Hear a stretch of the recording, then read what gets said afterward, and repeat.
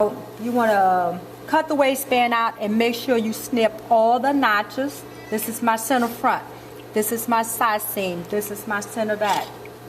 This is my side seam. This is my center back, and this is my button extension, or we put the hook enclosure on the skirt. So we sew these together, stop at the notch, we sew these together, whatever seam allowance to tell you on the pattern. We use the 1/2 inch seam allowance. So we want to join the waistband to the skirt. So we're going to push the corners out, make sure you push them all the way out. And I trim this corner, and I want to make sure I push it all the way out. And this I'll clip up to the seam, push it all the way out.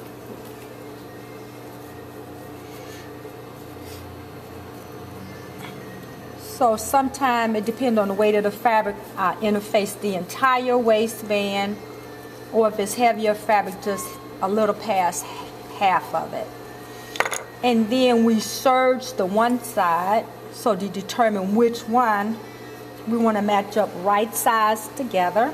And we want the zipper to go all the way up to our 1/2 inch seam allowance and pin it in place.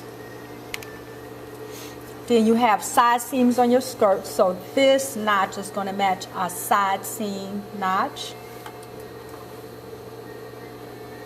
The center front is going to match at the center front.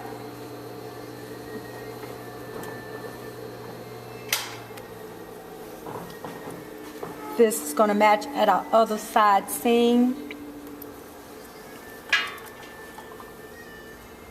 And this is going to match again at our center back, because this zipper has an opening at the center back. So if our zipper opened at the side seam, then you would follow the notches and do the exact same thing to the side seam. So either this zipper is going to zip at the center back or the side seam. If it's zipped in the front, it'd be a different zipper. This is just your invisible zipper. And if it was your regular zipper, the same thing. So whatever your seam allowance is, we're going to start at the zipper. We want to stitch the zipper, take down the entire zipper. We don't want it to move. So I'm going to move it out the way and only stitch through one layer. A few stitches forward and then back stitch.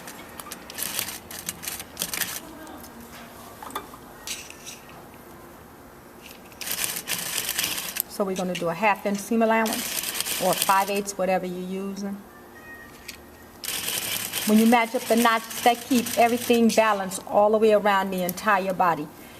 That way you don't have more or less someplace else. And if your fabric stretches, sometimes you have to put 2 rows of basting stitch in, and you may have to ease your skirt into your waistband because your waist ratio and your hip are not aligned. And you might have to make your waist smaller because you got some junk in your trunk, So you may have to ease it in. And I'm taking my time and kind of easing this in because this is a knit fabric, so it may stretch. And my waistband have interfacing on it stabilized, so it won't stretch, but the top fabric will because there's no interfacing on it. And it's a knit. So when you're sewing, if it's pushing and trying to make little puckers, just push it back, push back, so you can eliminate getting any puckers in the fabric while you're sewing it.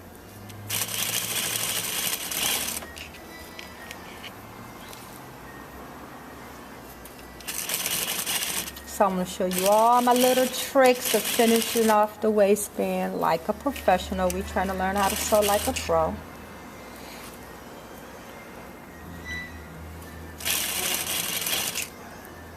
I used to do alterations in the cleaners. That's how I learned a lot of different things. If you rip stuff apart, you are going to get a serious education because everybody manufacturer do things in different ways. So you learn it this way, learn it that way, and figure out what works best for the job you're doing at the time. So again, right up to that seam. Now I want to finish that and take this and push it back out a little and line these up together, and then I'm going to stitch 1/2 inch seam allowance. And I had that stitch already there for my guide. You just want to make sure you take the zipper and the fabric and push it up. We sandwiching those together, and I'm going to line up the very edges and stitch a 1/2 inch seam allowance. I can stitch right in the exact stitches I already have, and then I know it's correct. And I only do it for about 1 inch or so. You don't have to do it you can do it as long as you like, but. And when I flip that out, this is finished on both sides. So this is finished on the inside and on the outside. I'm going to do the same thing to the other end so I can finish it. Then I would go back and line up press the waistband up, line up the notches, 1/2 inch down or whatever seam allowance you're using, pin them in place so we can stitch in the ditch. And this way, you know that your waistband is not going to twist. If we don't keep the notches lined up, here's my center front. I want to match up my notch with my notch so that when I'm sewing my waistband, I don't have to worry about it twisting and I end up with this twist because I pulled it off and I didn't keep everything lined up. So if I line these all up, I know it's going to come out right. Long as I have the exact amount. If this is 1/2 inch, you can do a stay stitch. You can take it if you like and turn it under and pin it in place, whichever way you want to finish it. This is a quick way to finish it. You can take it and turn it under and edge stitch it, whichever way, but make sure all the notches are lining up. And if you do that, you don't have to worry about it twisting on the right side. So this corner, I'm going to do the same thing. So if I take this zipper, the waistband, and just flip it over, I can line these up on the edge, whatever my seam allowance is.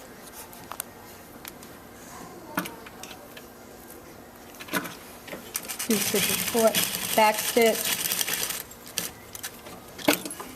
And if it's too thick, trim it out. Push it out, and then this is finishing since locked up to my very edge. All right, and trim the threads out. All right, so then I'm ready to push all the seam allowance up into the waistband, match the notches, pin it in place, and if you like, we pin it right underneath the waistband, and that's where we're going to stitch right under the waistband. It's called stitch in the ditch. So if I line this up right under my waistband, so we're not stitching on the waistband, we're stitching right under the waistband. Make sure my seams are all tucked up on the inside so they'll get caught. And if I take this and pull it slightly, I'll see my stitches right there, and I'll stitch right on those stitches.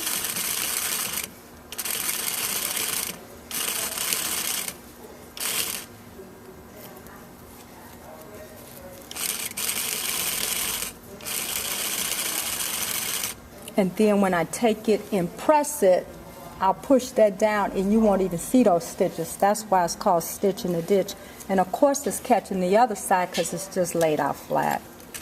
And you'll just do that till you get to the other end and you'll finish your waistband. So it's just getting caught. It's already finished. And like I said, you can do the exact same thing, but you can take this and turn it under if you want the whole thing tucked up on the inside. Pin it in place and do the exact same thing. So it's more than one way to do it, to finish it. And if you don't have a serger, you can zigzag it. So whichever way you want to do it, you can finish it. But then when you press it, it's going to lay flat. And when you press it, push that slightly forward toward the waistband, and then it's going to conceal the seam. You're not going to see it at all.